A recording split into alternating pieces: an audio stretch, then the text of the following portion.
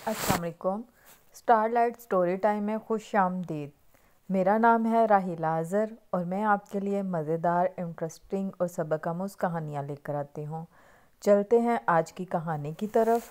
कहानी का नाम है ज़ुबान का ज़ख़म और इसके राइटर हैं शमा मुदस्सिर। एक बादशाह किसी जंगल में अकेला जा रहा था कि अचानक उसे शेर ने आ लिया। इत्तेफाक से एक किसान भी इधर आ निकला जिसके एक हाथ में टेढ़ी तिरछी लकड़ी और दूसरे हाथ में दरांती थी।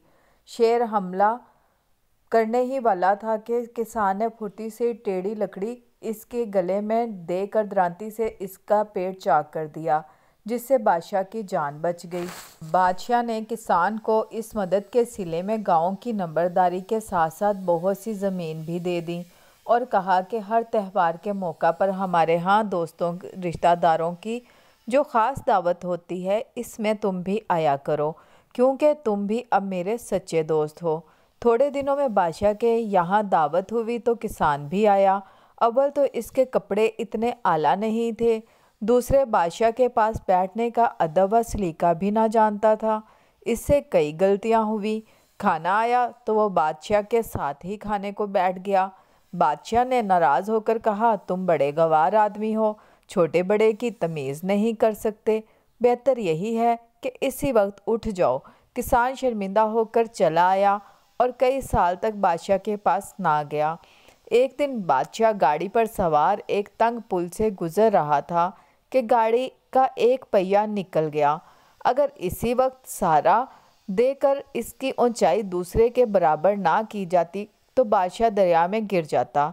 उसने इत्तेफाक कहिए या तकदीर का वही किसान इस वक्त भी यहाँ मौजूद था। इसने पहिया निकलते ही गाड़ी को अपने बाजू पर संभाल कर बादशाह को गिरने से बचा लिया। बादशाह किसान की इस दोबारा खिदमत से इस कदर खुश हुआ कि अपने साथ ले जाकर कई दिन मेहमान रखा और चलते वक्त इसे बहुत सा इनाम देकर हमेशा आने की ताकीद कर दी। किसान ने कहा, बादशाह सलामत, मैंने 2 दफ़ा हजूर की जान बचाई है। अब हजूर भी एक मेरा कहा मान लें कि मेरी पेशानी में दर्द है और इसका इलाज ये है कि आप एक तलवार का हाथ मार दें। इसमें अगर हड्डी भी टूट जाएगी तो कोई खौफ नहीं, मैं चंद दिन में अच्छा हो जाऊंगा और ये दर्द जाता रहेगा।